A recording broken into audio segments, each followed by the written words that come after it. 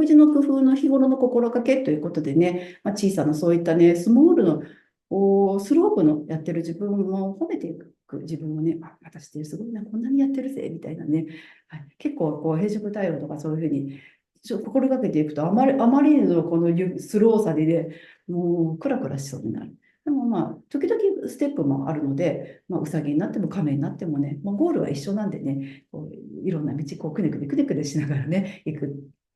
って思うだけでもね、はい、時々自分にもご褒美与えながらいかがでしょうかということ